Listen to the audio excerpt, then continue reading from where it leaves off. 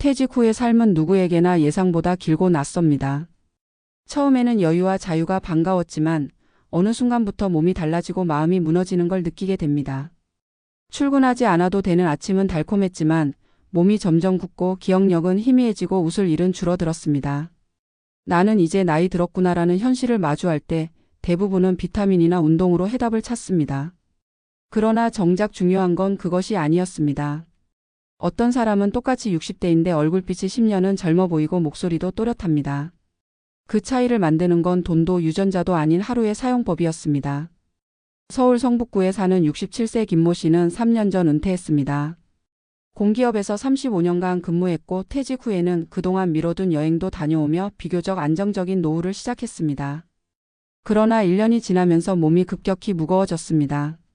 잠이 늘었고 이유 없는 피로감이 몰려왔습니다. 건강검진 수치는 여전히 정상 범위였지만 삶의 활력이 사라졌습니다. 어느 날 거울을 보니 자신이 몰라보게 늙어 있었습니다. 주름보다 더 깊었던 건 표정의 힘이었습니다. 그때부터 김 씨는 노화라는 단어를 진지하게 마주하기 시작했습니다. 그는 여러 방법을 시도했습니다. 비타민을 챙겨 먹고 매일 만보 걷기를 시도했습니다. 하지만 얼마 지나지 않아 중단됐습니다. 이유는 간단했습니다. 지루했기 때문이었습니다.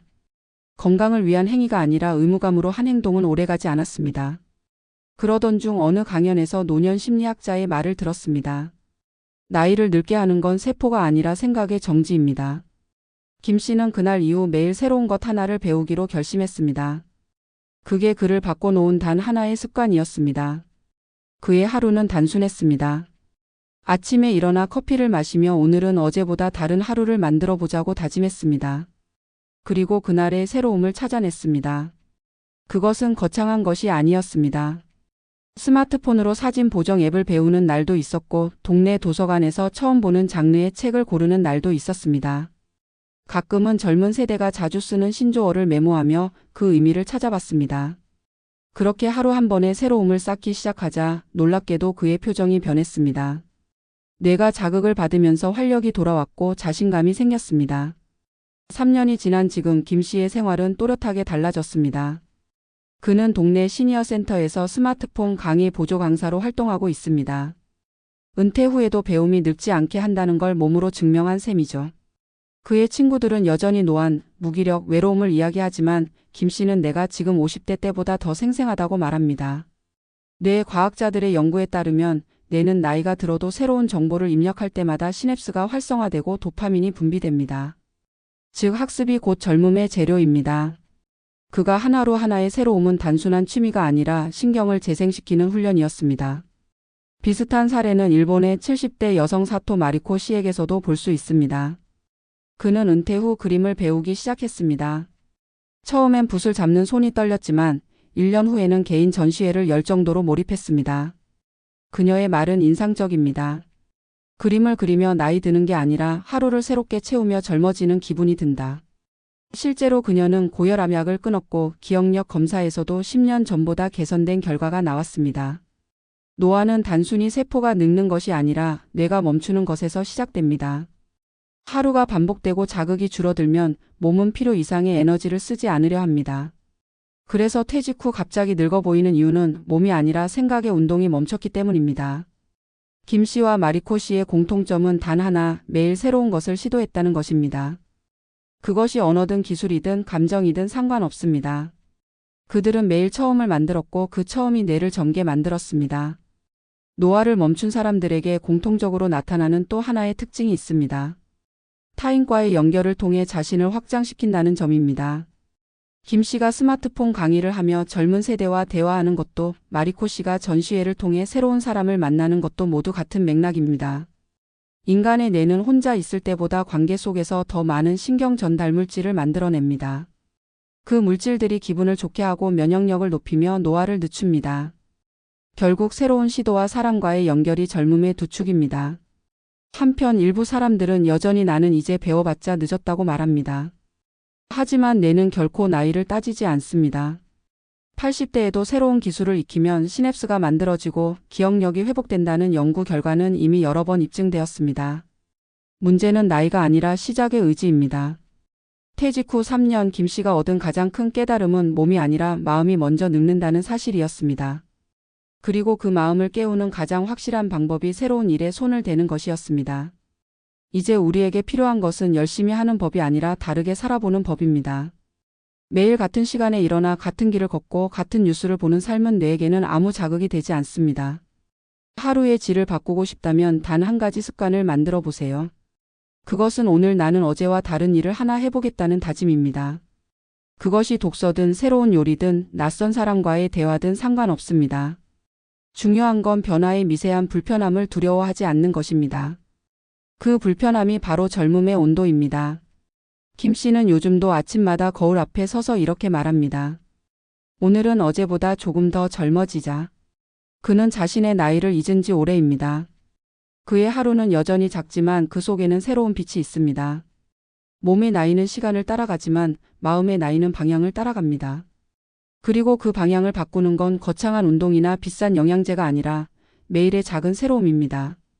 퇴직 후 3년 그가 얻은 젊음의 비결은 결국 한 문장으로 정리됩니다. 새로움은 최고의 노화 방지제다. 이제 우리도 그 문장을 자신의 하루에 새겨볼 차례입니다. 나이를 멈추는 방법은 없습니다. 그러나 늙어가는 속도를 조절하는 습관은 있습니다. 그것이 바로 오늘 처음 하는 무엇인가를 만드는 일입니다. 사람은 나이를 먹으면서 점점 변화를 두려워하게 됩니다. 낯선 것을 시도할 용기보다 익숙한 것을 유지하려는 본능이 강해집니다. 하지만 아이러니하게도 바로 그 익숙함이 노화를 앞당기는 주범이 됩니다. 뇌는 새로운 자극을 받아야 살아 움직이는데 하루가 어제와 같아지는 순간부터 서서히 기능이 둔화되고 몸의 활력도 따라 내려가기 시작합니다. 의학적으로도 새로운 학습이나 경험이 줄면 신경 전달 물질의 생성이 감소하고 도파민과 세로토닌 분비가 줄어들어 활력이 사라진다고 합니다. 그래서 어떤 사람은 60대인데도 40대처럼 에너지가 넘치고 어떤 사람은 퇴직 후 불과 몇 년 만에 노인처럼 변하는 겁니다. 차이를 만드는 건 하루를 어떻게 쓰느냐입니다. 경기도 안양의 65세 이모 씨는 3년 전 은퇴 후 건강검진에서 고혈압과 당뇨 초기 진단을 받았습니다. 직장 생활 때는 늘 바쁘게 움직였는데 퇴직 후엔 하루 종일 소파에 앉아 텔레비전을 보거나 스마트폰을 만지며 시간을 보냈습니다. 어느 날 거울을 보다 깜짝 놀랐습니다. 얼굴빛이 검게 변했고 어깨는 굽어 있었습니다. 그때부터 그는 몸이 늙는 게 아니라 정신이 녹슬고 있다는 사실을 깨달았습니다. 이후 그는 자신만의 작은 규칙을 만들었습니다. 매일 새로운 공간에서 10분이라도 시간을 보내자. 처음엔 집 앞 공원 벤치, 그 다음엔 버스를 타고 한 정거장만 이동해 새로운 카페를 찾는 시기였습니다. 그렇게 3개월이 지나자 몸의 감각이 살아났고 사람들과의 대화가 늘었습니다.